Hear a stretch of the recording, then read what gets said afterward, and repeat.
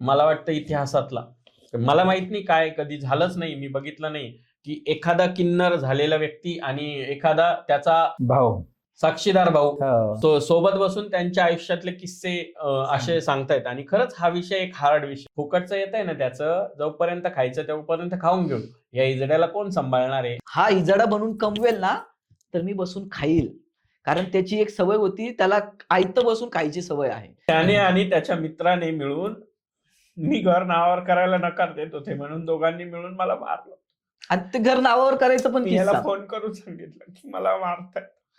त्याने सांगितलं सगळं कर पण घर नको दे. याने अक्षरशः म्हणजे आता बोलायला नाही पाहिजे, पण अँटी टाईप मध्ये किंवा कामावर असणाऱ्या बायका असतात ना, अशांसोबत याने अफेअर्स केले. आणि त्या रश्मीने याला रेड हँड पकडलं शिर्डीमध्ये. पोरगी त्यांच्या ताब्यात दिली आणि आता हा इकडं कधी भारतनगरच्या गल्लीतल्या पोरीच्या घरात झोपलेला सापडतो, तर कधी रंभाईनगरच्या पोरीच्या गल्लीतल्या घरात झोपलेला सापडतो, तर कधी नाशिकला पोरींच्या घरात सापडतो. चुकलं पण नको म्हणू, फक्त माझ्या समोर येऊन उभा राह, फक्त एक पाऊल पुढे टाक. माझ्या भावाला मित्र कमी आणि मैत्रिणी खूप जास्त होत्या आणि मुलीसारखं त्याच्यामध्ये बदल घडतोय, तर कुठे त्याने स्वतःला बदलून घेतलं पाहिजे. म्हणजे हे त्यावेळेस आम्हाला स्वतःला तर कधी वाटलं नाही. वडिलांचा लाडका, आईचाही लाडका, आईचा वडिलांपेक्षा 10 पट लाडका होता. माझे वडील एक 2 नंबरच्या धंद्यापासून रिलेटेड वरती जात गेले आणि खूप कष्ट. 2 नंबर धंदा म्हणजेच काही कोणाला मारणे, झोडणे, कोणाचं मर्डर करणे नाही.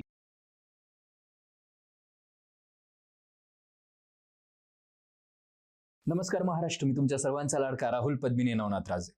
आज विशेष हार्डवर अशा व्यक्ती आलेल्या आहेत की ज्यांचा ऑलरेडी आपल्या चॅनलवर एक पॉडकास्ट झालाय. पण हा पॉडकास्ट माझ्यासाठी खूप खास आहे. फक्त माझ्यासाठीच नाही, तर आपल्या संपूर्ण महाराष्ट्रासाठी नाही, संपूर्ण भारत देशासाठी. कारण शिवलक्ष्मी आईसाहेबांना आपण वेगवेगळ्या माध्यमातून वेगवेगळ्या गोष्टींबद्दल बोलताना ऐकलंय. त्या धार्मिक गोष्टी असतील, त्यांच्या फॅमिलीशी रिलेटेड खूप साऱ्या गोष्टी असतील, किंवा त्यांचा सागर ते शिवलक्ष्मी बनण्याचा प्रवास असेल. पण आज पहिल्यांदाच त्यांच्या संपूर्ण आयुष्यातला पहिला पॉडकास्ट असा होतोय ज्याच्यामध्ये विथ प्रूफ त्यांचे बंधू सोबत आहेत आणि हा सगळा फॅमिलियर प्रवास आपण आज उलगडणार आहोत. तर स्वागत करूयात शिवलक्ष्मी आईसाहेबांचं, जे आमच्या माऊली आहेत. नमस्कार आईसाहेब. नमस्कार दादा. नमस्कार. जय श्री महाकाल. जय श्री महाकाल. नमस्कार. अगदी मला सुरुवातीपासून ऐकायचं आहे की तुम्ही एकत्र वाढलात आणि एकत्र वाढताना त्यांच्यामध्ये होत असलेले बदल असतील किंवा त्यांचं बदलणारं वागणं असेल, ते तुम्हाला दिसत होतं आणि तुम्ही सगळे कसं त्याला रिॲक्ट करत होता? आम्ही त्यावेळेस खूप लहान होतो, म्हणजे ती एक समज नव्हती त्यावेळेस, हे खूप नवीन होतं.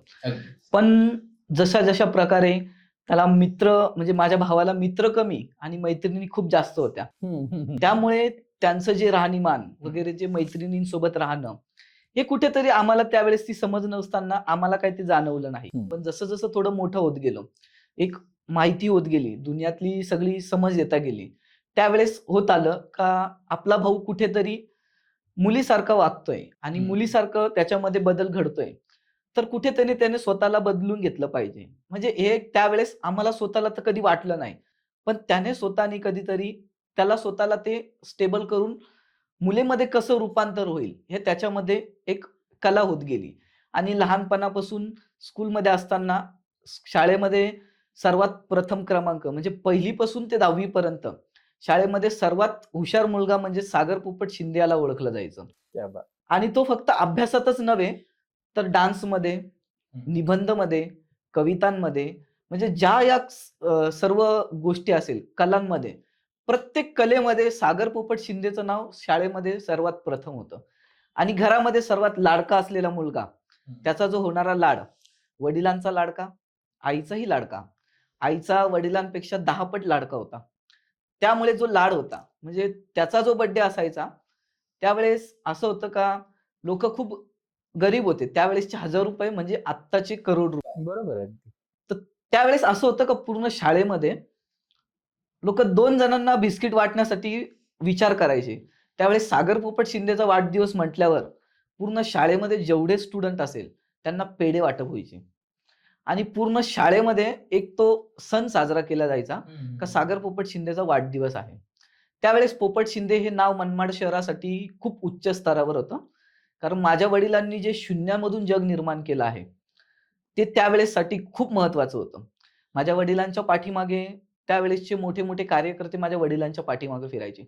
एवढंच होतं, माझे वडील कोण राजकीय नव्हते, कोणी काही एक स्वतः बिझनेसमॅन म्हणून काही वागले नाही. माझ्या वडिलांची सुरुवात अशी सांगण्यात आज कॅमेऱ्यामध्ये सांगतो. माझे वडील एक 2 नंबरच्या धंद्यापासून रिलेटेड वरती जात गेले आणि खूप कष्ट. 2 नंबर धंदा म्हणजेच काही कोणाला मारणे, झोडणे, कोणाचं मर्डर करणे नाही. बरोबर. तर त्याच्यामध्येही खूप रिस्क असतात. त्या रिस्क अटेंड करून पुढे जाणे आणि त्याच्यापासून काहीतरी स्वतःचं अस्तित्व तयार करणे. जे वडील लहानपणी खूप छोटे असताना गाडीमध्ये त्यांनी कपडा सुद्धा मारलेला आहे. म्हणजे वडील खूप गरिबातून वरती आलेले. पण आज त्यांनी जे वास्तव तयार केले तर तिथे 1000 लोक येऊन पण राहतील तरी ते संपणार नाही. एवढं वास्तव्य वडिलांनी तयार केलं आणि त्यांनी त्यांचं एक नाव तयार केलं. म्हणजे आई वडील ज्यावेळेस होते ना, सॉरी मी त्याला खरं डिस्टर्ब करते, तो सुरूच झाला सगळं सांगायला, मला गैरवरल्यासारखं व्हायला लागलं खरं तर राहुल. म्हणजे आई वडील आत्या जे सांगायचे ना आम्हाला लहानपणी, की जेव्हा वडील कुरुडवाडीचे होते, उपळाई जवळ आणि सोलापूर जिल्ह्यामध्ये. आमचं हो, तर तिथे काहीतरी जमिनीवरनं वादविवाद झाला आणि मग वडिलांच्या आईने त्यांना तेव्हाची महाराष्ट्र एक्सप्रेस होती, महाराष्ट्र एक्सप्रेस, ती तिथून गाडीत बसून दिलं आणि माझे वडील आणि माझी एक आत्या, पुष्पा नाव त्यांचं, पुष्पा बाळू गाडे असं आत्ता त्यांचं नाव आहे, आणि ते दोघं जणांना गाडीत बसून दिलं आणि ते मनमाड रेल्वे स्टेशनला सकाळी 6 वाजता उठले आणि ते उतरले. ते तिथे उतरले, ते मनमाडमध्येच राहिले. ना माझ्या वडिलांना त्यांचे आई वडील आठवत होते, ना आम्हाला आमच्या आजी आजोबा आठवत. पण त्यांना त्या सगळ्या बऱ्याच गोष्टी होत्या की ज्या तिथे स्टेशनवर आल्यानंतर मग स्वतःचं शर्ट काढून, तुम्ही अजूनही पाहत असाल की रेल्वेमध्ये कपडा मारणारा, त्या कपडा मारणाऱ्या मुलगा, ते एक प्रतिष्ठित व्यक्तिमत्व, हा खूप मोठा प्रवास माझ्या वडिलांनी तेव्हा हे केलेला होता आणि त्यांनी ती कमवलेली. मी जेव्हा प्रत्येक माझ्या व्हिडिओत सांगते ना की माझे वडील एक प्रतिष्ठित व्यक्तिमत्व होते आणि त्याची भीती नेहमी माझ्या मनात होती आणि तीच शाळेमध्ये पण तोच दरदरा, आणि बाहेर पण मी सांगितलं की वडिलांच्या भीतीमुळे लोक मला तोंडावर चिडवत नव्हते आणि त्यामुळे हे दोघं भावंड, आई वडील गेले तेव्हा तर हा मला वाटतं एक 16-17 वर्ष, अच्छा, ज्यावेळी आई वडील गेले. म्हणजे आज अनास आहे, आज आहे 31 जानेवारी आणि अनास आहे उद्या माझ्या वडिलांची पुण्यतिथी आहे. 16 वर्ष माझ्या वडिलांना खरं कंप्लीट होत आहे आणि म्हणजे ते अचानकपणे घडलंय हे सगळं, की 26 जानेवारीला काही 25 जानेवारीला काही घटना घडल्या. आईच्या 10व्याच्या दिवशी, इथून 5व्या-6व्या दिवशी जे रुग्णालयामध्ये वडिलांना एका राजकीय षडयंत्रानुसार, काही लोकांच्या म्हणण्यानुसार, कारण वडील याचा शब्दप्रयोग असा आहे की 2 नंबरचा. पण 2 नंबरचा म्हणजे काय, की ज्या गोष्टी ब्लॅकने केल्या जातात किंवा ज्या गोष्टी चोरून लपून केल्या जातात, पोलिसांना हप्ता देऊन केल्या जातात आणि राजकीय आशीर्वादाने केल्या जातात, त्याला 2 नंबरचा धंदा. बाकी असं चोरी, लबाडी, दरोडेखोरी असा काही प्रकार नव्हता. फक्त एवढंच होतं की जिथे इंडियन ऑइलच्या काही कंपनीज वगैरे त्याच्या जवळ आमचा सागर ढाबा नावाने एक हॉटेल होतं, तुमच्याच नाव आहे. हो, आणि त्याच ढाब्यावरती जेवणाबरोबरच जे ड्रायव्हर्स जेवायला यायचे त्यांची उधारी व्हायची. मग ती उधारी फेडण्यासाठी ते ड्रायव्हर लोक त्यांच्या गाडीतून डिझेल किंवा पेट्रोल असा माल वडिलांना द्यायचे आणि मग तो वडील त्यांना कमी फुकट मिळायचा किंवा त्या कमी रेटमध्ये मिळायचा म्हणून ते त्या पद्धतीने ते विकायचे. बरोबर. ते साठवायला लागले आणि तो साठवून तो माल एकत्र विकायला लागले. त्याला आत्ताच्या भाषेमध्ये 2 नंबरचा धंदा म्हटलं जातं. खरं तर असं म्हणायचंय की तशा पद्धतीने ते सगळं होतं. बट गाडीमध्ये कपडा मारताना पासून तर त्यानंतर पोंगे विकण्यापर्यंत, पोंगे ज्याला बॉबी म्हणतात तुम्ही, ते पासून तर मनमाडच्या कृषी उत्पन्न बाजार समितीमध्ये हमाल म्हणून माझ्या वडिलांनी काम केलेलं आहे. हमाल म्हणून 2 रुपये, आत्ताच्या काळामध्ये 2 रुपये म्हणजे काहीच नाहीत. त्या काळामध्ये माझे वडील जेव्हा 10 डाग उचलायचे, डाग मीन्स ते पोते, जेव्हा 10 डाग उचलायचे तेव्हा 2 रुपये मिळायचे. अशा काळामधले माझे वडील आहेत आणि म्हणजे त्या काळामध्ये सुद्धा माझ्या वडिलांनी हे सगळं केलंय. आणि त्यानंतर मग माझे वडील वडापाव विकायचे रेल्वे स्टेशन आणि रेल्वे स्टेशनच्या वडापाव पासून मग क्रिकेटच्या टुर्नामेंट पर्यंतचा वडापाव, त्या वडापाव पासून मग माझे वडील त्या वडापावच्या उधारीवर जे ड्रायव्हर लोकांकडून डिझेल पेट्रोल मिळायचं, त्या डिझेल पेट्रोलवर एक छोट्याशा टपरीवर, चहाच्या टपरीवर, वडापावच्या टपरीवर डिझेल पेट्रोल एक बाटलीपासून एक कॅन पर्यंत गेलं आणि एक कॅनचं एका बॅरलवर आणि एका बॅरलचं एका टँकरवर गेलं. म्हणजे हे खालून तिथपर्यंत वडील पोहोचले आणि त्यामुळे प्रतिष्ठित व्यक्तिमत्व आणि एक दरारा. आणि आजही खरं तर पोपट शिंदेची बरोबरी अख्ख्या नाशिक जिल्ह्यात कोणीच नाही करू शकत. म्हणजे मी कॅमेऱ्यावर बोलते की त्यावेळी पोपट शिंदे हे जे वर्चस्व होतं ना, ते आज मनमाडमध्ये तर वडिलांच्या बरोबरीचा किंवा वडिलांच्या लेवलचा एकही राजकीय कार्यकर्ता नाही, हे मी उघड बोलते. बिकॉज ते आज जे नेते मंडळी होऊन बसलेत ना मनमाडमध्ये, ते माझ्या वडिलांना फक्त 10 रुपये 20 रुपयासाठी पाण्याची बाटली आणून देणारे आणि चकना खाणारे कार्यकर्ते. म्हणजे हा तो 2 नंबरचा धंदा म्हणायचा. अगदीच. आणि मग ते सगळं वर्चस्व असताना की माझ्या भावाने जे काही पाहिलं असेल लहानपणी, तर ते त्याला ते बदलत आणि शाळेमध्ये माझा वाढदिवस पासून या सगळ्या गोष्टी अशा बदलत गेल्या. पण वडिलांचं असं काय होतं का की म्हणजे मनमाडला कुणाकडे राहायला जायचं किंवा असं की ऍक्सिडेंटली तिथे पोहोचलेत? ऍक्सिडेंटली पोहोचलेत, पण त्यानंतर मग स्वतः एक लहान मुलगा आहे, मग कुठेतरी कोणाच्या तरी घरी झोप, बाजूवालीच्या घरी झोप, मग तसं तसं स्वतः मोठे होत गेले. मग एखाद्या घरामध्ये स्वतःसाठी एक आधार तयार केला, मग तिथून मोठे होत गेले. मग कोणीतरी बाजूवाली आहे, मग मुलगा चांगला आहे, मग त्याला मुलगी बघून देणे, त्यावेळेस ते लग्न झालं, मग त्यांना एक रूम घेऊन देणे. म्हणजे असे त्यावेळेसचा वडिलांचा जो स्वभाव होता. हो, म्हणजे मुलगी बघून देण्याचा पण एक खूप छान किस्सा आहे खरं तर. आता आठवतंय तर मग मी ते सांगतो. नक्की मला हे आठवतंय तर की वडील हमाली करायचे मनमाड कृषी उत्पन्न बाजार समितीमध्ये, आणि तिथेच माझे आजी बाबा पण होते. म्हणजे मम्मीचे आई वडील पण होते. ओके. आणि तिथे ते करत असताना आजी तिथे माल विकायची भाजीपाल्यात, माझी आजी. तर माझ्या आजींची आणि एक मैत्रीण होती, त्यांचं म्हणजे त्यांना आम्ही राऊत आजी होत्या त्या, आणि त्यांना धोबीन आजी म्हणायचे सगळे. आजही मनमाडमध्ये त्यांना धोबीन आजी, आता त्या नाही आहेत खरं तर, पण त्यांना धोबीन आजी असं नाव होतं. म्हणजे किशोर राऊत यांच्या मातोश्री, ज्यांना धोबीन आजी म्हटलं जातं. तर त्या आजी माझ्या वडिलांना त्यांनी म्हणजे भाऊ सारखं मानलं होतं, मुलासारखं मानलं होतं. आणि त्यांनी माझ्या आजीशी बोलून आणि मग माझ्या मम्मी पप्पांचं लग्न ठरवलं. म्हणजे तो तेव्हा जात पात धर्म वगैरे असे किस्से नव्हते. आणि तिथेच, जिथे स्टेशनच्या जवळच रेल्वे क्वार्टर्स होते, तिथेच कांता आजी म्हणून राहायच्या, म्हणजे शिरसाट म्हणून राहायचे. गणेश, म्हणजे ही नावं काही आहेत ना की माझ्या वडिलांच्या आयुष्यातली अविस्मरणीय नाव आहेत. कांता आजी शिरसाट, मोतीलाल शिरसाट, त्यानंतर गणेश शिरसाट, आशा शिरसाट, ही फॅमिली होती. ह्या फॅमिलीने माझ्या वडिलांना, म्हणजे ज्या कांता आजी होत्या, त्या कांता आजींनी माझ्या वडिलांना ॲफिडेव्हिट करून माझ्या वडिलांचं तेव्हाच्या सरनेमचं शिंदे सरनेम करून माझ्या वडिलांना नाव देणाऱ्या पण त्या कांता आजी होत्या. म्हणजे माझ्या वडिलांचं असं काही नावच नव्हतं त्यांना माहिती.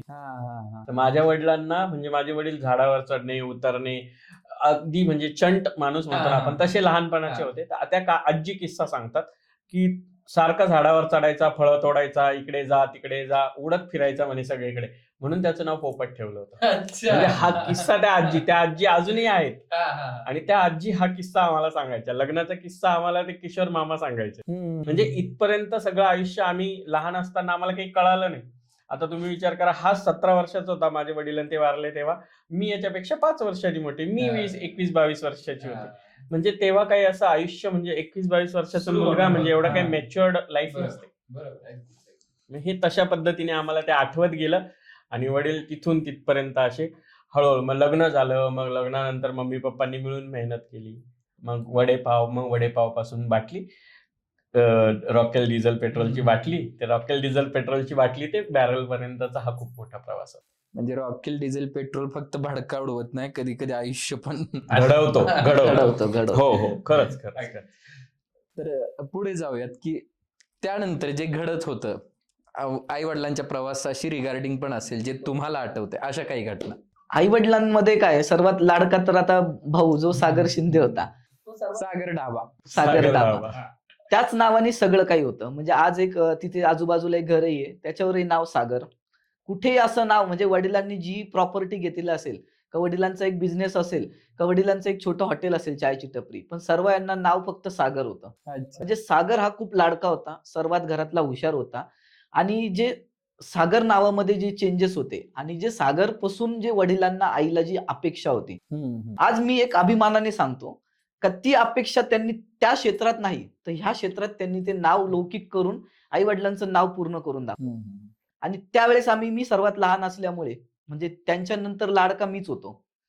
कारण आमच्या दोघांची एक जोडी आणि एक दुसरा भाऊ आणि त्याची बहिणीची एक जोडी, म्हणजे अशी आमच्या 4 भावांमध्ये एक जोडी होती. आम्ही दोघं जोडी आणि ते दोघं जोडी. कारण मी थोडासा हुशार होतो शिक्षणामध्ये, त्यामुळे मला कधी लहानपणी त्यांच्याकडून कधी मार भेटला नाही. पण ते दोघं जे आहे त्यांचा स्टडी घेण्यापासून तर ते सर्व सागरच्याच हातात होतं. बरं. तर त्यामुळे त्याला खूप जास्त मार त्या दोघांना, कारण ते अभ्यासामध्ये कमजोर असल्यामुळे आणि मला खूप कमी मार. म्हणून आमच्या दोघांची एक जोडी आणि त्या दोघांची एक जोडी असा आमचा जीवन प्रवास होता चौघांचा. एक मठ्ठ दोघं भाऊ, एक सगळ्यात मोठा एक सगळ्यात लहान आणि म्हणजे हुशार दोघं बहीण भाऊ, आम्ही दोघं जण भाऊ. आणि ते दोन मधले जे दोन जोड्या होत्या म्हणजे जयश्री म्हणजे जया आणि विकास, ही मठ्ठ जोडी. पण त्यांचं काय, त्यांचं 7वीच्या पुढे शिक्षणच नाही गेलं. बरं. मी खूप अभ्यासू, मी बऱ्याच जणांना सांगते म्हणजे आता ही खरं तर ह्या एवढ्या गोष्टी मला पण आठवत नाही तेवढ्या त्याला आठवतात, म्हणजे मारायची वगैरे. मी खरंच खूप मारायची म्हणजे छडी लागे छमछम, मला तेव्हा किस्सा असायचा. तर शाळेत ना शिक्षक काय व्हायचं, मी इतकी हुशार, शिक्षक ना मला वर्गात बोलवायचे, त्यांचे शिक्षक, वर्ग शिक्षक किंवा स्टाफ रूम मध्ये बोलवायचे की तू इतका हुशार आहे. मग या जयाला तर लिहिता येत नाही, तिला वाचता येत नाही, त्या विकासला तर काहीच येत नाही, हा असाच टुक्कार झाला. हे सगळे शब्द मला ऐकावं लागायचे ना, तर मला फार असं बेशर्मसारखं वाटायचं. आणि मग मी घरी येऊन माझ्या आईला वडिलांना हे सांगायचे. मग माझे वडील किंवा आई मला म्हणायचे मग तू त्यांचा अभ्यास घे. मग माझा अभ्यास म्हणजे वाचताने आलं की छडी, वाचताने आलं की छडी, असं होतं. म्हणजे त्या काळात हे होतं. आमच्या घरात पहिल्यांदा जर कोणी शिवी दिली होती ना, तर तो माझा भाऊ होता विकास, ज्याच्याबद्दल मी खूप बोलते की त्याने खूप, म्हणजे तो लहानपणापासून वाया गेलेली केस होता आणि तो अजूनही वायाच गेलेली केस. पण सर्वात पहिली आमच्या घरात जर शिवी कोणी दिली होती तर त्या विकासने, कारण त्याचं टुक्कार मुलांसोबत राहणं. आणि त्या शिवीवर म्हणजे बॅट असते ना, बॅटने मारलं होतं. माझ्या बहिणीला सुद्धा मी बॅटने मारलं होतं त्या काळात. म्हणजे मी त्यांच्यासोबत बरोबरीची होती, पण का माहितीये का, एक वळण लागतं ना, वळण, त्या वळण लागण्याचा हा प्रकार होता त्यावेळेस. बॅटने मारणं म्हणजे उभं करायचं आणि बॅट मारायचं, नाटक करायचं. पण थोडं असं लागलं ना तरी जोरात आवाज करणारे ते दोघं जण होते. पर असं म्हणजे बॅटने रक्त बंबाळ करणं वगैरे असं काही प्रकार नव्हता. पण तेव्हा भीती एक असायची, म्हणजे लाठी काठीची भीती असायची. मग हात पुढे करून छडी, तेव्हा आपल्याकडे स्केल असायची, पट्टी, त्या पट्टीने मारणं वगैरे. तसं याने फार कमी मार खाल्ला. कमी म्हणण्यापेक्षा मी तर म्हणते नाहीच खाल्ला, कारण हा शाळेत हुशार होता. मग हा पण जसं याचं असं कौतुक करते म्हणून नाही सांगत, पण हा माझ्यासारखं जरा त्याला असं वाटायचं की माझा मोठा भाऊ एवढा हुशार आहे. मग तो पण तसं त्या मग गॅदरिंग्स मध्ये भाग घेणं, निबंधांमध्ये भाग घेणं, इन्व्हॉल्वमेंट, वक्तृत्व स्पर्धेत भाग घेणं, मग भाषण द्यायचं असेल तर माझ्याकडून भाषण लिहून घेणं, मग ते भाषण देणं, म्हणजे स्टेज डेअरिंगचा जो प्रकार होता ना, तो माझ्याकडून बऱ्यापैकी मी त्याला शिकवायचा प्रयत्न केला. आणि ते दोघं ढम्म, कधी पण वर्गात शेवट. आणि त्याच्यामुळे नंतर माझ्या लाईफमध्ये जे चेंजेस झाले ना आई वडील गेल्यानंतरचे, तेव्हा हा जरी लहान होता पण ते दोघं जण इतके लहान, म्हणजे आता आपण एक काउंटिंग समजा करू, हा 17 वर्षाचा होता वडील वारले तेव्हा, बरोबर. 17 वर्षाला काही मला वाटतं 3 महिने, आता जानेवारी, मे मध्ये हा 18चा पूर्ण होणार होता, म्हणजे 17.5 वर्षाचा होता. 17 वर्ष 10-11 महिन्याचा, 10 महिन्याचा होता. म्हणजे तो 2 वर्षांनी मोठा, म्हणजे तो 19 वर्षाचा, बरोबर. ती 20-21 वर्षाची होती, मी 22 वर्षाची होती, 22-23 वर्षाची तेव्हा. असं काउंटिंग आपण धरलं, साधारण अंदाज मागे पुढे, म्हणजे 2-2 वर्षाचा अंतराचं काउंटिंग धरलं. मग ते एवढे पण लहान नव्हते ना, 19 वर्षाचा मुलगा म्हणजे सेन्स असतो, एवढे पण लहान नव्हते. की त्यांनी काही गोष्टी अशा होत्या की त्या दबावात ठेवत आमच्यासोबत करत गेले. आणि मी खरं सांगू का राहुल, म्हणजे मी कधीच साडीवरच आले नसते, सिरियसली. त्याला तू विचारून बघ, मी तोंडावर बसलेला आहे तो. मी खरंच लाईफमध्ये कधीही साडीवर येण्याचा विचारच केला नसता. पण या दोघांनी ना माझ्या लाईफमध्ये एवढं वादळ निर्माण करून दिलं ना, एवढं वादळ निर्माण करून दिलं होतं ना, की त्या गोष्टी मी कधीच विसरू शकत नाही. आणि त्याच्यानंतरही जेव्हा आई वडील गेल्यानंतरही जेव्हा याचं लग्न झालं, तर याने पुढाकार घेऊन माझ्या त्या 3 नंबरच्या भावाने तर मुलगी कधी घेऊन आला, कधी लग्न केलं, अहो दारात मुलगी आल्यानंतर मला माहित झालं होतं. ह्याच्या लग्नाची बोलणी सुद्धा मी केली होती. वयाच्या 22व्या 23व्या वर्षी भावाच्या लग्नाची बोलणी मी केलेली आहे माझे आई वडील गेल्यानंतर. म्हणजे तो मोठेपणा तेव्हा पण मला मिळत होता. असं नाही की लोकांना माहिती शिव्या याला पण देते, याच्याबद्दल पण वाईट बोलते. कारण जेव्हा हा लहान होता, याला त्या दोघांचा इन्फ्लुएन्स होता, तेव्हा त्याला जेव्हा माझी समजच नव्हती ना की काय करतोय हा, काय वागतोय हा देवासारखं करतोय, जोडवे घालतोय, बांगड्या घालतोय, तेव्हा हा पण तेवढाच त्यांच्या इन्फ्लुएन्स मध्ये मला त्रास देण्यासाठी त्यांच्या सोबत व्हायचा. पण याने माझ्यावर कधी तसा अत्याचार करायचा प्रयत्न नाही केला. मी मागच्या एका व्हिडिओ कुठल्या तरी एका पॉडकास्ट मध्ये पण सांगितलं होतं की घरातली बहीण असते ना, बहीण, तिचं काम काय असतं माहितीये का, भावांना सांभाळून घेणं. बरोबर, अगदी बरोबर. आज ते मी करायला ट्राय करते, पण जी होती ना घरात, तिने भाऊ तोडायचा प्रयत्न केला. ते तर आता मी तिथून घर सोडून आल्यानंतर माहित नाही, पण त्याला जास्त माहिती. कारण आमच्या घरातलं कोणाच्याही संसाराशी रिलेटेड किंवा कोणाच्याही घराशी रिलेटेड जर गोष्टी असतील ना, तर मला असं वाटतं की आज ती एक भाऊजाई वारली, विकासची बायको, तिने पण बहिणीचंच नाव घेतलं असतं. मी पण माझ्या बहिणीचंच नाव घेते आणि मला 100% माहिती आहे की त्याची बायको जर समोर येऊन बसली ना, तर ती किंवा हा पण तिचंच नाव घेईल. कारण काही गोष्टी अशा असतात ना की त्या अस्तव्यस्तच करायच्या, अगदी अगदी एकत्र बांधून नसतात ठेवायचं. आणि बहिणीने बांधायचं असतं, तिने बांधलं नाही. आम्ही दोघं गोड बोललो का ती आमच्याशी वाईट होते. आता सेम असंच झालं. त्यावेळेस असं होतं का बहीण म्हणून ती एक होती, आम्ही 3 भाऊ होतो. त्या बहिणीला असं होतं का त्या बहिणीने त्यावेळेस म्हणजे आई वडील गेल्यानंतर आमचा प्रवास खूप खडतर होत गेला. म्हणजे घरापासून लांब राहणे, कुठेतरी ह्या गोष्टी करत गेले. तर त्यावेळेस बहीण म्हणून होती. त्यावेळेस हे फक्त सागर म्हणून राहत होते. पण त्यावेळेस बहिणीला असं होतं का बहिणीने सगळ्यांना सांभाळून घ्यायचं होतं. तिचं लग्न झालेलं होतं, नवऱ्याच्या घरी होती. पण त्यावेळेस तिने तो म्हणजे म्हणता ना जबाबदारी ती दाखवली नाही. मी लहान असून मी सर्वांना सांभाळत गेलो, कोणाला तरी काहीतरी चांगलं शिकवत गेलो का आपल्याला असं नाही, आपल्याला सर्वांना मिळून राहायचंय. त्यावेळेस आपल्या आई बापाचं नाव पुढे जाणार आहे. तर आम्ही दोघं आई बापाचं नाव रोशन करण्याच्या याच्यामध्ये होतो. पण हे दोघं कुठेतरी आई बापाचं नाव खाली कसं येईल त्या विचारात होते. जसा भाऊ दुसरा, त्याला पहिल्यापासून काय कुठेतरी कोणाकडे तरी म्हणजे 100 रुपये रोज आणि कामाने जाईल असं काम करायची त्याला एक आवड होती. म्हणजे कोणाच्या तरी हाताखाली काम करायची आवड होती. आणि तसं माझं माइंड नव्हतं. माझ्याकडे खिशात 1 रुपया नसला, पण माझं माइंड असं होतं का माझ्या वडिलांची जी शिकवण होती, माझ्या मोठ्या भावाची जी शिकवण होती का आपल्याला कुठेतरी पुढे जायचं आहे, आपल्याला असं काहीतरी करायचंय. कारण आपले वडील जे होते त्यांना लिहिता वाचता येत नव्हतं. त्यांनी शिक्षणामध्ये आपल्या भावाने PhD केली आहे. आपला भाऊ जो पुढे गेलाय, तर आपल्याला आता बिझनेस मध्ये पुढे जायचंय आणि आई वडिलांचं नाव कुठे पुढे येईल. बरोबर. तो माझा एक विचार होता का भाऊ तर शिकला आहे. त्यावेळेस भोसला मिलिटरी कॉलेजमध्ये राहणारा मुलगा म्हणजे सागर पोपट शिंदे हा मनमाडसाठी एक परिचित आणि एक आदर्श मुलगा होता. मी जसं सांगितलं, मी माझ्या कॉलेजमध्ये सलग 3 वर्ष बेस्ट स्टुडंट राहिले.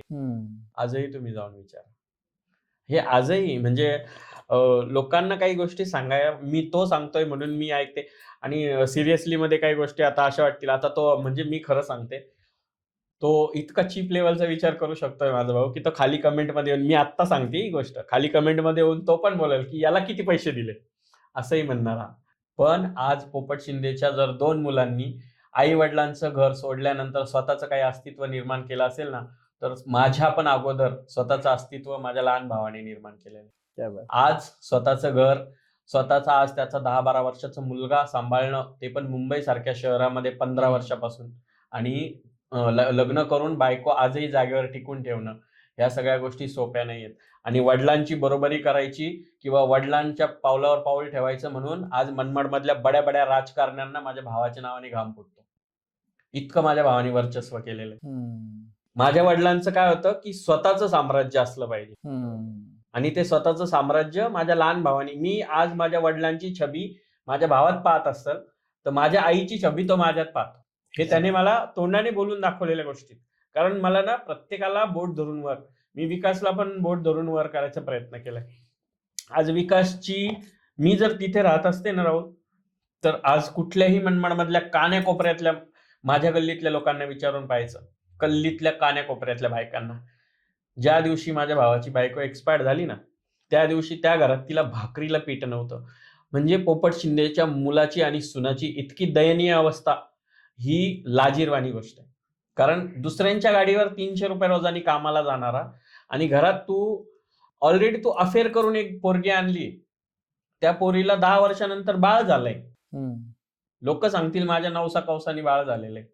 त्या बाळ झाल्यानंतर घरात डीजे लावून अख्ख्या गल्लीत 25 किलो जिलेबी वाटणारी मी, आणि त्या मुलीला सोन्याच्या पट्ट्या, सोन्याची सर, सोन्याच्या बाहुट्या करणारी मी. आणि त्या विकासनी त्याची बायको मेली तरी मला सांगितलं नव्हतं. तिकडे इथे मुंबईमध्ये एका हॉस्पिटलमध्ये शेवटची घटका मोजत असताना यांना सांगितलं. कारण सांगू त्याचं पण, बायको मेली तर स्वतःच्या बायकोच्या इलाजाला आणि मौतीला सुद्धा पैसे नव्हते त्याच्या खिशात. इतकी लाजिरवाणी जिंदगी जगताय तुम्ही, पोपट शिंदेची मुलं आहेत. आणि आज मला जरी हिजडा म्हणत असेल कोणी, किंवा मला बायल्या, छक्का, गुड, मामू म्हणत असेल कोणी, तरी सुद्धा मी सांगते, माझा भाऊ जरी बोलला ना, मी सांगितलं मागच्या वेळेस की बाहेरचे बोलतात ना, मला त्रास होत नाही, कारण बाहेरचे मला खायला आणून देत नाही आणि मी बाहेरच्यांच्या आयुष्य डोकून बघत नाही. त्यामुळे माझ्या आयुष्यात बघणाऱ्यांना मी किंमत देत. माझी फॅमिली. आज पहिल्यांदा असं काहीतरी पॉडकास्ट असेल मला वाटतं इतिहासातला, मला माहित नाही काय, कधी झालंच नाही, मी बघितलं नाही की एखादा किन्नर झालेला व्यक्ती आणि एखादा त्याचा भाऊ, साक्षीदार भाऊ तो सोबत बसून त्यांच्या आयुष्यातले किस्से असे सांगतायत. आणि खरंच हा विषय एक हार्ड विषय आणि म्हणून तो 6 महिन्यापासून मला वाटतं तुमचा आणि माझं याच्याबद्दल कन्व्हर्सेशन चालू आहे की आपण करूयात, आपण खरंच करूयात. आणि मी फक्त एक फोन केला भावाला की बोलायचं माझ्याकडे ती रेकॉर्डिंग आहे, पुरावा पाहिजे असेल तर माझ्याकडे ती रेकॉर्डिंग आहे. मी त्याला कॉल केला होता काय बोलतो हे ऐकण्यासाठी. तर त्याला बोलली होती की एक पॉडकास्ट झाला बघ, म्हटलं माझा, तू आता बघितला असेल 4-5 दिवसापूर्वी, तेव्हा आपला पॉडकास्ट नवीन रिलीज झाला होता आणि तुम्ही म्हणालात की आपण एक पॉडकास्ट करू, त्यावेळेस बहीण भावांचा. तर मी म्हटलं चालेल ना, करूयात, मला काही प्रॉब्लेम नाही, कारण मी बहीण भावांबद्दल भरपूर बोलले होते. तर मी त्याला फोन केला आणि त्याला बोलली की एक पॉडकास्ट करायचा आहे, त्याच्यामध्ये तू माझ्याबद्दल सांगायचंय किंवा माझ्या लाईफमध्ये मी जे जे सांगती त्याच्यावर अनेक लोक विश्वास ठेवत, तू पण खूप काही गोष्टी पाहिल्या असतील ना, तर त्या बोलायचं. त्याचा डायलॉग काय होतं माहितीये का, खरंच बोलायचंय ना, मग खरं बोलायला काय पाठांतर थोडी करायचं म्हणे, तू कधी पण फोन कर, मी येऊन बसल. आणि आज ते असं घडलंय. बरोबर, अगदीच अगदीच. त्याने बघितलंय की माझ्यासोबत कसं, म्हणजे त्याने लाईफमध्ये मला ते बघितलंय. म्हणजे मी चुकली का त्याने आत्ता बोलावं मला की नाही हे खोटं आहे किंवा हे चूक आहे. माझ्याकडून माझ्या त्या विकासनी माझी प्रॉपर्टी, सांगितलं ना, मला ब्लॅकमेल करून माझी प्रॉपर्टी हिसकावून घेतली. मी मागच्याच पॉडकास्ट मध्ये सांगितलं, याच्या मिसेसला आणि मुलाला किडनॅप करून घेतलं होतं. माझ्या 10 वर्षाच्या मुलाला, माझ्या 10 वर्षाच्या मुलाला, म्हणजे ते सुरुवातीपासून सांगतो मी. जसं आता सागर होता आणि आई वडील एक्सपायर झाले. आई वडील एक्सपायर झाल्यानंतर सागर म्हणून हा जगत होता. तर आम्ही 4 भाऊ आणि बहीण म्हणूनच जगत होतो. आई वडील गेल्यानंतर आम्हाला कोणाचा आधार नव्हता. त्यावेळेस एक मी मनमाडमध्ये, आम्ही दोघं कुठेतरी मनमाडमध्ये बापाचं नाव राहील ह्या हिशोबाने मी स्वतः काहीही काम करून घर चालवण्याचा प्रयत्न केला, सर्वांना खुश ठेवण्याचा प्रयत्न केला. हळूहळू माझ्या लाईफमध्ये असे काही प्रसंग आले का मला मनमाड सोडून बाहेर कुठेतरी जावं लागलं. तर मी मनमाड सोडून माझ्या मुलाला, म्हणजे त्यावेळेस मला 1.5 वर्षाचा मुलगा होता, मी मुलाला घेऊन मुंबई गाठलं आणि मुंबईमध्ये स्वतःच्या पायावर उभं राहून काहीतरी करण्याचा प्रयत्न केला. त्यावेळेस तोच विकास जो माझ्यापेक्षा मोठा भाऊ आहे, त्याच विकासाने मला खूप वेळेस पाठीमागं ओढण्याचा प्रयत्न केला. त्यावेळेस त्यांनी जो त्रास दिला दोघांनी मिळून, जो बहिणीने त्रास दिला, बहिणीने जो त्रास दिला, नंतर बहिणी तो त्रास झेलून बहिणीला कुठेतरी तिच्या घरी जावं असं वाटलं, नंतर तिलाही तिच्या घरी निघून गेली. तर तिथे फक्त 2च जण राहत होते, एक विकास आणि एक सागर पोपट शिंदे आणि एक विकास पोपट शिंदे, आणि विकास पोपट शिंदेची बायको रश्मी विकास शिंदे, हे 3 लोक राहत होते. तर ह्या दोघांना एकमेकाचा आधार होता. ह्या दोघांनी कुठेतरी बापाचं नाव उज्ज्वल करायचं होतं आणि सोबत राहून काम करायचं होतं. पण त्यांनी काय केला, त्या दोघा नवरा बायकोनी सागर पोपट शिंदेला एवढा त्रास दिला का सागर पोपट शिंदेला शेवटी सागर पोपट शिंदे पासून शिवलक्ष्मी बनावं लागलं. म्हणजे जेवढं तरी मला मुंबईमध्ये राहून दिसत होतं, मी त्यावेळेस मनमाडमध्ये कधीच येत नव्हतो. माझं क्वचित एखादा 6 महिन्यातून एक चक्कर होत होता, तेही मी माझ्या घरी कधीच जात नव्हतो. कारण माझं ऑलरेडी 3घांशीही वाईट होतं. कारण मी घर सोडलं हे तिघांमुळे सोडलं. मी जे आहे ते सांगतो. मी यांच्यामुळेही सोडलं, भावामुळेही सोडलं आणि बहिणीमुळेही सोडलं. का तर मी लहान होतो, मी घर चालवत होतो, यांना खुश ठेवत होतो, पण यांना कुठेतरी खटकत होतो. कारण त्यावेळेस हे तिघं एकत्र होते आणि मी एक वेगळा झालो होतो. मग त्यावेळेस यांना कुठेतरी, जसं त्यांनी सांगितलं का मी लहान असताना ते दोघं मला जे सांगत होते ते मला कुठेतरी यांच्याबद्दल वाईट विचार येत होते. तसंच मी वेगळा असताना माझी बायको आणि मी जे राहत होतो, जे माझं कुठेतरी खटकत असताना मोठ्या भावाला बहिणीने आणि छोट्या भावाने काहीतरी सांगितलं, तर मोठा भाऊ कधी त्यांच्यामध्ये कधी आमच्यामध्ये, म्हणजे सागर पोपट शिंदे हा कधी त्यांच्यामध्ये जेवण करत होता तर कधी आमच्यामध्ये जेवण करत अक्षरशः होता. अशी पण वेळ होती, म्हणजे तो बोलतोय ते खरंच आहे, की अशी कंडिशन होती, लोकांनी बघितली ही कंडिशन, की मला हा कमवायचा आणि मी एकदमच हे होऊन गेली होती. वडिलांचे काही जमिनीचे पैसे मिळाले होते. माझ्या बहिणीने आणि माझ्या त्या भावाने असं सांगितलं होतं, की सगळे पैसे याच्याकडे आहेत आणि हा पैसे द्यायला तयार नाही, म्हणून आपल्याला याच्यावर जिंदगी जगावं लागणार आहे, त्याच्या गुलामीत जिंदगी बरोबर, मेहरबानीवर जिंदगी जगावं लागणार. आणि हे मला इन्फ्लुएन्स करायचा प्रयत्न करत होते, पण आय नो मला ह्या गोष्टी कळत होत्या. म्हणून याची मिसेस जी आहे ना ती खूप समजदार आहे आणि तिने खूप समजदारीने मला काही गोष्टी सांगितल्या. तर मी यांच्याशी बोलले का ते मला घरात उभं करत नव्हते आणि मी त्यांच्याशी बोलले की याला असं वाटायचं की मी एवढं चांगलं तुझ्यासाठी करतोय, तू त्यांच्यामध्ये का घुसते. त्यावेळेस तर माझा मिसेस म्हणजे मला अक्षरशः असं होतं की दुपारचं जेवण त्यांच्याकडे होतं तर संध्याकाळचं जेवण यांच्याकडे होतं. कारण मला मागे पुढे कोणाच हे समजत नव्हतं की कोण खरं बोलतंय कोण खोटं बोलतंय. पण ज्या दिवशी याने पण मला हा डायलॉग आज पण आठवतो की, आणि त्याला पण तो आठवत असेल की घर सोडून जाताना तो बोलला होता का एक दिवस तुला पस्तावा येईल म्हणे की तू माझ्यावर विश्वास नाही ठेवला. आणि मला एकाच वर्षात पस्तावा आला होता. बरोबर. आई वडील जोपर्यंत होते तोपर्यंत काय बॉन्डिंग होतं चौघांमध्ये? आई वडील होते ना तोपर्यंत चांगल्या प्रकारे बाउंडिंग होता. आणि त्यावेळेस सागर पोपट शिंदे हा मला कोणालाच माहित नव्हता. का? कारण सागर पोपट शिंदे हा जसं त्याचं शिक्षण झालं 10वी त्यानंतर तो भोसला मिलिटरी कॉलेज. त्यामुळे आम्ही कधी मोठ्या भावाला बघितलं हा आमच्या तिघांचाही अनुभव नाहीये. मी सर्वात लहान आहे पण मी माझं ते सांगतोय. आम्ही तिघे कधीतरी महिन्यातून 4 वेळेस भावाला भेटण्यासाठी भोसला मिलिटरी कॉलेजमध्ये किंवा मला 6 महिन्यातून एकदा घरी यावं लागत होतं. तर आम्ही कधी सागर पोपट शिंदे सोबत राहिलोच नाही. म्हणून तो एक जो काळ होता, मी जसं तुम्हाला सांगितलं का कथ्थक डान्स मध्ये सागर पोपट शिंदे सर्वात प्रथम होता. तो शाळेतही होता, तो पहिलीपासूनही होता 10वी पर्यंत आणि 10वी नंतर कॉलेज लाईफ मध्येही होता, भोसला मिलिटरी कॉलेजमध्येही होता. तर त्याचं जे वागणं होतं, जसं मी तुम्हाला बोललो का मुलापासून मुलीपर्यंत जे राहणीमान, मुलं जे एवढे फ्रेंड, आता जसं मी आहे मला लहानपणापासून मुलं फ्रेंड आहेत, मुली फ्रेंड नाहीयेत, तसे त्याच्या मुली फ्रेंड होत्या. एक क्वचित एखादा मुलगा फ्रेंड होता. तर ते आज आता मी मोठा झालोय म्हणून मला कुठेतरी जाणवतं का त्यावेळेस त्याच्यातले जे बदल होते ते कुठेतरी आम्हाला दिसत होते का जाणवत होते. पण त्यावेळेस आम्ही एवढं समजदार नव्हतो आणि त्यावेळेस एक अशी लाईफ होती का सोशल मीडिया वगैरे ह्या सर्व काही गोष्टी नव्हतात आणि त्यावेळेस आपल्याला ही समज एवढी नव्हती. का जसं तुम्हाला तेवढी आहे तेवढी मला आहे. बरोबर. त्यावेळेस आपल्या आई वडिलांनाही नव्हती.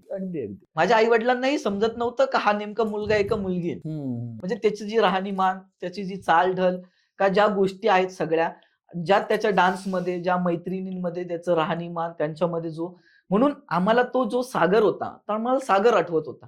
पण सागर पासून शिवलक्ष्मी होईल हे जसं त्यांनी आता सांगितलं हे कधीच आठवलं नाही आणि कधी जाणवलं, म्हणजे होईल असं वाटलंच नव्हतं. कारण त्यांनीही ती मर्यादा, मी सांगितलं जसं ना, माझ्या वडिलांचा खूप मोठा दबदबा होता आणि माझ्या वडिलांचं आजही ते नाहीये ज्या जगात, पण माझ्या वडिलांसमोर आमच्या परिवारामधला एकही मुलगा कधी 5 मिनिटाच्या वरती उभा राहिला नाही. इतका दबदबा होता. मी इतका दबदबा माझ्या वडिलांचा होता. तुमच्याच की माझ्या वडिलांचा एवढा धाक आणि एवढा हे होता की वडील हॉलमध्ये तर आम्ही किचनमध्ये, वडील किचनमध्ये तर आम्ही रूममध्ये, वडील रूममध्ये तर आम्ही घराच्या बाहेर. इतका धाक होता आणि त्या धाकात मी जगले. त्याच्यामुळे सागर शिंदे कधी शिवलक्ष्मी बनेल हे पोपट शिंदे असताना तर कधीच झालं नसतं. कधीच झालं नसतं. आणि मी तुम्हाला सांगतो ना, ते झालंय तेही त्याचा कारणीभूत फक्त विकास पोपट शिंदे आहे. मी जसं सांगितलं तुम्हाला का आपण सुरुवात जी तुम्ही बोललेत त्या स्टेप बाय स्टेप आम्ही जे राहत होतो तर आम्हाला कधी सागर पोपट शिंदे हा जाणवलाच नाही. कारण तो कॉलेजमध्ये असायचा. पण त्यानंतर आमचं जेव्हा जसं आई वडील गेले आई वडील गेल्यानंतर मग सागर पोपट शिंदे आमच्याकडे आला. तोपर्यंत सागर पोपट शिंदे कॉलेज लाईफ जगत होते. अनेक लोकांना अनेक वर्ष पोपट माहिती शिंदेला नव्हतं मुलगा की आहे पोपट मोठा. शिंदेला मोठा मुलगा आहे हेही हे माहित खूप नव्हतं. लोकांना माहित सुद्धा नव्हतं. मी इतका अभ्यासू किडा होते, इतका अभ्यासू, म्हणजे आज इथपर्यंत पोहोचणं हे खूप काही सिंपल नाहीये. मी जर रूम मध्ये घुसली ना, तर शाळेत नाही का आत येऊ का सर म्हणावं लागतं, असं पिन ड्रॉप सायलेन्स माझ्या घरात असायचं मी अभ्यास करत असताना. त्यावेळेस मी तेच सांगतोय का त्यावेळेस सागर पोपट शिंदेचा जो दरारा होता हा म्हणजे त्यावेळेसचे जे माझ्या वडिलांचे मित्र आहे, आज कोणी कोणी नगरसेवक आहे, कोणी नगराध्यक्ष असतील, कोणी काय करत असेल, हे वडिलांमुळे झालेत. बर हे माझं एक सांगणं आहे का ते वडिलांमुळे ते झाले. कारण माझ्या वडिलांची अशी सवय होती एक का वडील कधी पुढे नाही गेले. वडिलांचं असं होतं, तू पुढे जा, मी तुझ्या पाठीमागे आहे, हो, मी तुला सपोर्ट पडद्यामागचा करेन. हिरो. पण पडद्यामागचा जो हिरो असतो, जो मेन कलाकार असतो, ते माझे वडील होते त्यावेळेसचे. पण सागर पोपट शिंदेला आम्ही कधी बघितलं नाही का कधी आम्ही त्याच्यासोबत असं नाही का महिना 2 महिने आम्ही त्याच्यासोबत राहिलो. कारण तो तिकडे होता, आम्ही इकडे होतो. पण जसं लग्न झालं, लग्नानंतर आम्ही सर्व म्हणजे आई वडील गेले. जसं बहिणीचं लग्न झालं नंतर आई वडील एक्सपायर झाले. काही प्रसंग आले त्याच्यामुळे वडील एक्सपायर झाले. आईच्या 10व्याच्या दिवशी वडील एक्सपायर झाल्यानंतर तो आमचा पहिला प्रसंग होता का सागर पोपट शिंदे हा घरी आला होता.